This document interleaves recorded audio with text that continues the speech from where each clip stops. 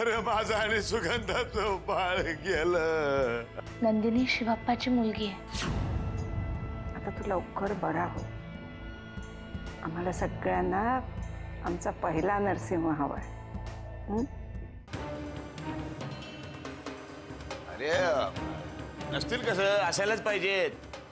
असं असेल ऑपरेशनला वगैरे घेऊन गेले असतील तिला. नाही नाही तसंही नव्हतं. मी डॉक्टरना विचारलं ना, डॉक्टर म्हणले नाही असा कुठलाच पेशंट आम्ही ऑपरेशनला घेतलेला नाही आहे. इनफॅक्ट या नावाचा कोणी पेशंटच नाही आहे तिथे म्हणाले. म्हणलं बघा, अरे मी स्वतः सगळ्या वॉर्डांमधनं फिरलो, अगदी स्पेशल रूम्सही पाहिल्या, पण नाही, सुगंधा किल्लेदार या नावाचं तिथे कोणी ॲडमिटच नाही आहे. असलीच पाहिजे रे बाबा, असायलाच पाहिजे असं म्हणतोय मी. जाणार कुठे मला सांग. हा असं असेल त्या तिथे कॉम्प्युटर असतं की नाही, त्याच्यामध्ये नाव टाईप करताना काहीतरी गडबड झाली असेल. नाही परशु, त्यांचे सगळे कम्प्युटर्स बरोबर आहेत. गडबड तुझ्या बोलण्यात होतीये. परशु आता मला नीट सांग नक्की काय झालंय. अरे नीटच सांगते बाबा, नीटच सांगते. आत्ता माझ्या ध्यानामध्ये आलं. कसं आहे, तू इथं आलास की नाही त्याच्या काही क्षणांपूर्वी चुलत्याचा फोन आलता. तो मला म्हणला सुगंधा बरी झाली एकदम. डॉक्टर म्हणले घेऊन जा घरला तिला. म्हणतो चुलत्याच्या घरी घेऊन गेले, सोडली तिला हॉस्पिटलनी सोडली. परशु ती जर ऍडमिटच झाली नव्हती तर तिला सोडतील कशी रे? हा, सगळीकडे चेक केले त्यांनी. गेल्या आठवड्याभराचे रेकॉर्ड्स पाहिलेत मीच. सुगंधा किल्लेदार नावाची कोणीही पेशंट इथे कधीही ऍडमिट नव्हती परशु. सुगंधा किल्लेदार म्हणून शोधलाय, म्हणूनच तसं झालं. म्हणजे अरे बाबा, सुगंधा किल्लेदार, सुगंधा आहे नाव तिचं माहेरचं. आता पोरगी आली की नाही लग्न सासरी, नाव बदलतात की नाही, तर नाव बदललेलं आहे तिचं. म्हणून म्हणलं, तेच मी पण म्हणलं असं कसं नाव सापडलं नाही. नाव बदललं. मग आता काय नवीन नाव ठेवलंयस तू तिचं? मी परशुराम, परवीन भाभी. काय? परवीन भाभी, सौभाग्यवती परवीन भाभी परशुराम किल्लेदार. आपलं आडनाव पिल्लेदार असतं तर काय झालं असतं, सौभाग्यवती परवीन भाभी परशुराम पिल्लेदार. बरगतचं नाव. आता या सगळ्यात थापा मारणं बास कर परशु. आणि मला एकच सांग. नाही, मला तुला असं सांगायचंय, आता मला परवीन भाभीला भेटायला जायचंय. कळलं की नाही, वेळ झालेली आहे माझी. बाजूला ठीक आहे.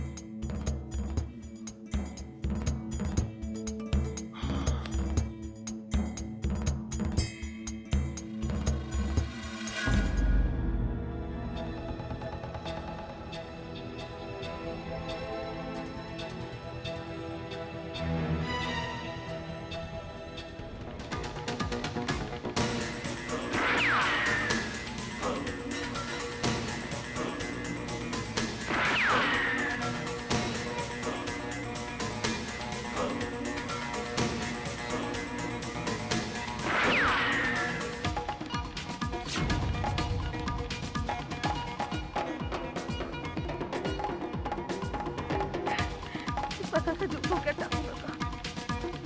मी जी दिशा सांगितली तिथं चालत जा तुम्ही. मला राहू दे तिथे. एकटे गेलात तर खूप लवकर जाल तुम्ही.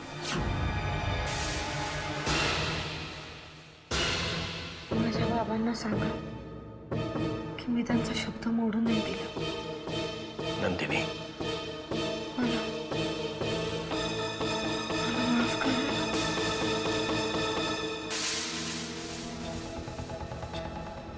अजून तुला खूप जगायचं आहे, खूप.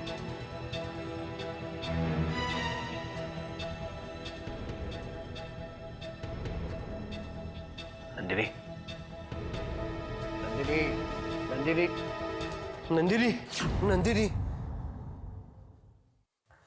भाऊ, काय झालं? स्वप्न पडलं का तुम्हाला? हं? काय झालं? जानकी, जानकी पुन्हा तेच सगळं दिसलं. एवढं घाम आलाय तुम्हाला. तुम्ही शांत व्हा बघू. शांत व्हा. नंदिनी, तिचा मृत्यू मी नाही विसरू शकत तिला, नाही विसरू शकत तिला जानकी. एवढ्या लवकर सगळं कसं विसरेल? हं? जरा जरा वेळ जाऊ द्या, आपोआप सगळं ठीक होईल. थांबा.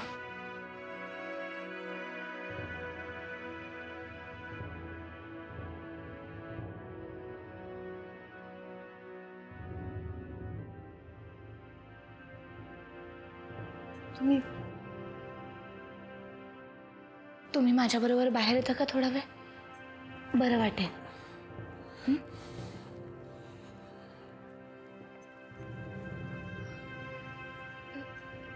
नाही तर नको. तुम्ही तुम्ही झोपा थोडा वेळ. बरं वाटलं की आपण जाऊयात बाहेर. हं? मी आहे इकडेच.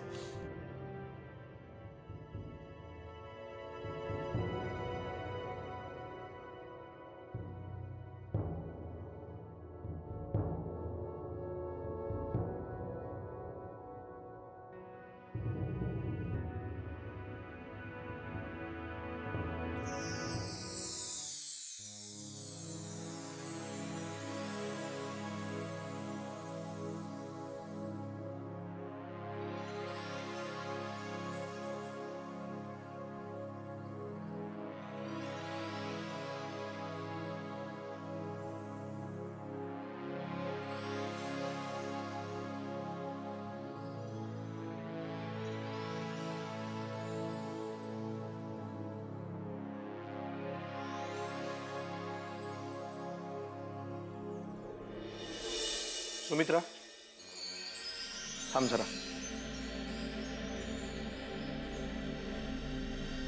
मला तुझ्याशी बोलायचं आहे. वामन दादा, माझ्याशी बोलण्याने खरंच काही फरक पडणार आहे? नक्कीच. मला तसं वाटतं म्हणूनच थांबवलं तुला. बोला.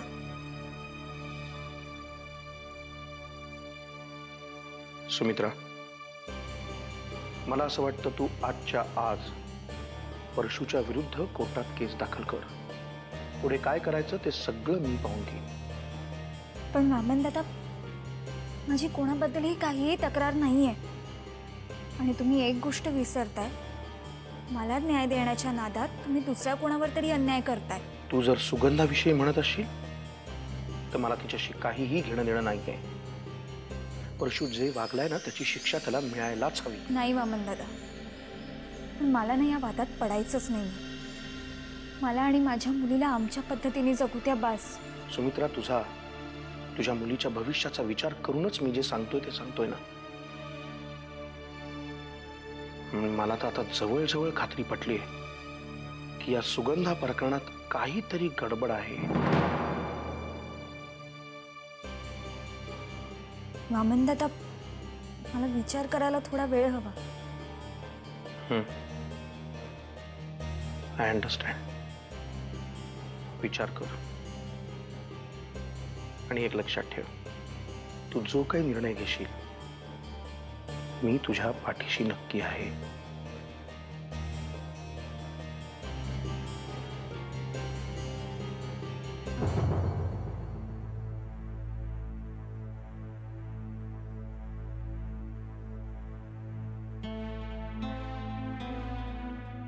जानकी, दादा आहे का ग त्याच्या रूम मध्ये? हो. बर.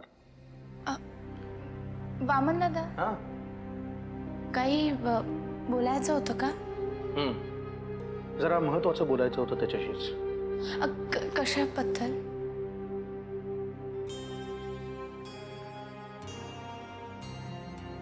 वाकणीस भेटले होते सकाळी, माझ्याशी बोलत होते. म्हणाले दादानी आता असं शांत बसून नाही चालणार. निवडणुका जवळ आल्या आहेत. दादानी आता उमेदवारांशी बोलायला हवं. लोकांचा सपोर्टही दादाला खूप मोठ्या प्रमाणावर आहे. अशा वेळेला जर दादा शांत बसला तर सगळंच थंड होऊन जाईल. मुख्यमंत्री पद समोर दिसत असून हाती मात्र यायचं नाही. पण वामन दादा, हे सगळं यांच्याशी आत्ताच बोललं पाहिजे का? त्यांची अवस्था पाहतोय ना आपण. ते आता विचार करण्याच्या सुद्धा मनस्थितीत नाहीये. काही करणं तर लांब राहिलं. जानकी, दादा सामान्य नोकरदार माणूस नाहीये माझ्यासारखा. 4 दिवस सुट्टी घेतली, बरं वाटलं की पुन्हा रुजू झालं. त्याला असं करून नाही चालणार. त्याला या सगळ्यातनं बाहेर यावंच लागेल, लवकरात लवकर. सगळं विसरल्यासारखं झालंय त्यांना. राजकारण, त्यांच्या जबाबदाऱ्या सगळ्यांपासून खूप दूर गेलेत ते. आत्ता आत्ता झोप लागली त्यांना माहितीये. रात्री सारखे दचकून जागे होत असतात. अशा वेळी आपण त्यांना काही सांगितलं तरी त्यांना कळणार आहे का? मग काय करायचं आपण? दादा किती मोठा राजकारणी आहे हे विसरून जायचं का? का त्याला हे सगळं विसरायला लावायचं? जानकी, या राजकारण्यांना फक्त घर नाही, संपूर्ण राज्य चालवायचं असतं आणि ही लहान गोष्ट नाहीये. मला कळतंय वामन दादा, पण सध्या त्यांना त्यांचा वेळ देणं महत्वाचं आहे. आणि निवडणुकीची काही कामं असतील तर ती तुम्ही मला सांगा ना, मी करेन त्यांच्या वतीने. काही कोणाला भेटायचं असेल, कोणाशी काही बोलायचं असेल, मी सगळं करेन. पण सध्या त्यांना कोणीही कसलाही त्रास देऊ नका.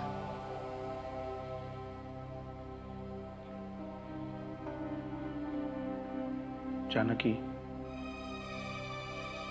केवढी मोठी गोष्ट तू बोलून गेली याची कल्पना आहे तुला?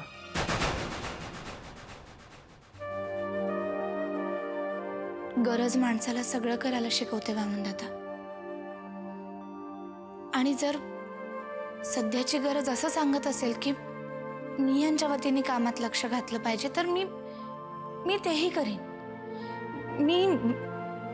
मी शिकेन सगळं.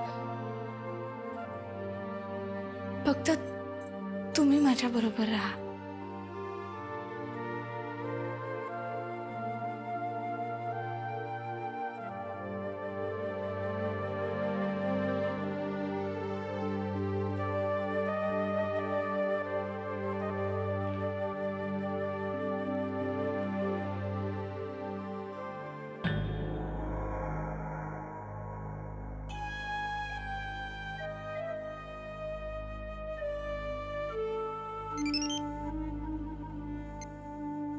हा बोला दनी, काय हाल हवाल? हाल हवाल नाही ग बाई, नुसते हाल हाल झाले माझे. इथे काय संकट ओढवले तुला काय सांगू. का हो, काय झालं आता परत? वामण्या म्हणजे जेम्स बॉन्डची औलाद निघालाय. सारखी आपली चौकशीच करतोय. आता प्रत्यक्ष भेटल्यावर बोलू, आता नको काय विचारूस. अगं बाई, तुझं पार बारसं करून आलोय. तुला काय सांगू मी आता. माझं बारस म्हणजे? आता तू माझी झाली परवीन भाभी. आता बोल नको बाई, भेटल्यावर बोलू. काय ते नको काहीतरी विचारू. बर नाही विचारत. पण तुम्ही नीट केली ना सारवी सगळी? जवळ जवळ. ठीक आहे मग. नुसतं ठीक आहे म्हणून चालणार नाही. आपल्याला लवकर काहीतरी पावलं उचलावी लागतील, कळलं की नाही? नाही तर या घरातनं बाहेर पडावं लागेल. हे बघ, वामण्याला जाम संशय आला आपल्यावर. त्याची खात्री पटण्याआधी आपल्याला काहीतरी करावं लागेल. तुम्ही नका काळजी करू. अहो, त्यांच्या डोळ्यातलं काजळ जरी चोरून नेलं ना तरी कळणार नाही त्यांना. माझ्यावर विश्वास ठेवा. तुझ्यावरच भरोसा आहे आता. तुमचे दादा आले का? आपल्या लग्नाबद्दल कळलं असेल ना त्यांना? काही बोलले का? त्याची एक गंमतच झाली. दादा आलाय करा, नुसता शांत बसून असतोय. त्याच्या घशामधून एक शब्द बी बाहेर पडेल असं झालंय. म्हणजे काय झाले ते कळच ना. जाता नरसिंह बनून गेला आणि येताना नळशिळी बनून आला. काय बी कुणाचं ऐकत नाही, कुणाशी काही बोलत नाही. आता त्याला आपल्या लग्नाबद्दल तर काय कळलेलं नाही अजून. पण उद्या कळलं की नाही तर मला नाही वाटत मेंदूपर्यंत काय शिरेल म्हणून. अहो मग बरंच आहे की, आपल्याला तेवढा वेळ मिळेल ना. तुम्ही एक काम करा, लगोलग इकडं निघून या, मग मी सांगते पुढं काय करायचं ते. बरं ठेव आता फोन ठेव, कोणतं ऐकलं नाही. हा ठेवते. ठेवला वाटतं.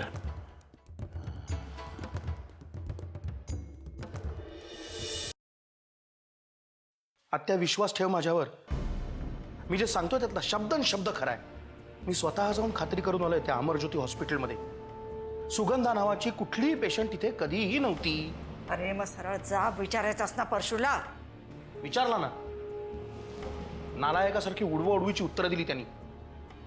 म्हणाला अरे सुगंधा नावाची कशी पेशंट असणार, लग्नानंतर सुगंधाचं नाव बदललंय मी, परवीन बाबी ठेवलाय म्हणाला.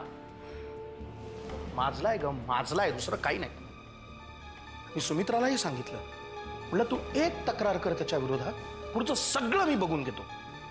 काय म्हणाली सुमित्रा? ती काय म्हणणार, मला विचार करायला वेळ हवाय असं म्हणाली. तिचंही बरोबर आहे आत्या.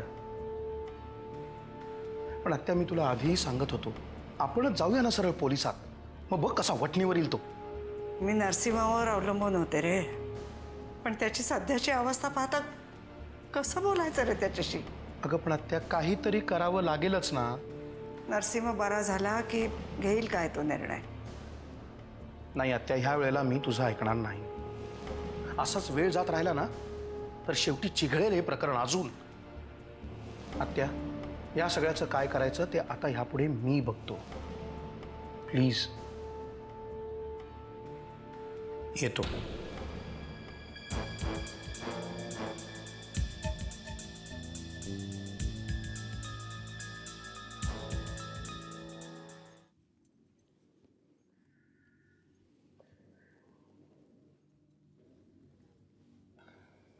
जानकी वहिनी मला बोलवलं, काही काम? काम म्हणजे तुमचं आणि वामनदादांचं जे काही बोलणं झालंय ते वामनदादांनी मला सांगितलंय. मग काय झालं पुढे? वामनराव बोलले का साहेबांशी? नाही, म्हणजे ते बोलायला जाणार होते पण मीच त्यांना नको म्हटलं. ह्यांना नुकतीच झोप लागली होती आणि सध्या काहीही ऐकून घेण्याची मनस्थिती नाही आहे त्यांची. हो पण वहिनी साहेबांनी आता... मला माहिती आहे वाकनीस काका, मला माहिती आहे की काम खूप वाढलं, यांनी कामात लक्ष घातलं पाहिजे, पण ह्याच गोष्टीवर मला तुमच्याशी बोलायचं होतं. वामनदादा आणि मी सुद्धा ह्याच गोष्टीवर बोललो. एकंदरीतच वाढलेली कामं, निवडणुका, यांची तब्येतीचा विचार करता मला असं वाटतं की येणाऱ्या निवडणुकीची कामं आपण सगळ्यांनी मिळून केली पाहिजेत. आपण सगळ्यांनी मिळून म्हणजे मी समजलं नाही.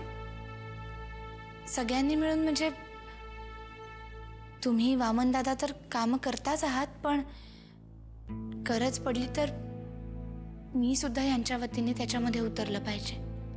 जानकी वहिनी, तुम्ही स्वतः? हो अग्निस काका, मला माहिती आहे मी ह्यांची जागा नाही घेऊ शकत, पण माझ्या परीने जेवढं काही करता येईल तेवढं सगळं मी करेन. मी माझ्याकडून पूर्ण प्रयत्न करेन, सगळं शिकेन. आणि तुम्ही आहात ना मला शिकवायला. माझं काही चुकलं तर माझे कान पकडण्याचा अधिकार सुद्धा तुम्हाला आहेच आहे. हो, असं काय म्हणताय जानकी वहिनी? उलट तुम्ही स्वतः जबाबदारी स्वीकारताय हेच खूप मोठे आहे आमच्यासाठी. फक्त एक गोष्ट मी तुम्हाला विचारते, मला खरं खरं उत्तर द्या. विचारा ना. वाकनीस काका, तुम्हाला माझ्याबद्दल विश्वास वाटतोय ना? म्हणजे मी हे करू शकेन याची खात्री वाटतेय तुम्हाला? तुम्ही मोठे आहात, अनुभवी आहात म्हणून तुम्हाला विचारतेय. जानकी वहिनी, अहो काहीच हरकत नाहीये. गेल्या काही दिवसांमधील घटनांचा विचार करता, म्हणजे एकदा साहेब हॉस्पिटलमध्ये असताना आणि नंतर गेल्या काही दिवसांमधलं तुमचं काम पाहता, तुम्ही निवडणुकीची जबाबदारी स्वीकारायला काहीच हरकत नाही. चालेल मग. वामनदादा म्हणत होते की यांच्या उमेदवारांशी बोलायचं आहे म्हणून. तुम्ही सांगा मला काय बोलायचं आहे, मी बोलीन. हो, मी तशी व्यवस्था करतो. आणखीन एक वाकनीस काका, यांची अशी इच्छा होती की नंदिनीची शेवटची आठवण म्हणजे तिच्या अस्थी तिच्या वडिलांकडे, शिवाप्पांकडे सोपवल्या जाव्या. तेवढंच तिच्यासाठी काहीतरी केल्याचं समाधान यांना मिळेल. कराल? हो, मी तसं अधिकाऱ्यांशी बोलतो. येऊ मी? आणि हो, तुमच्या या नवीन कामकाजासाठी माझ्या मनापासून शुभेच्छा. येतो.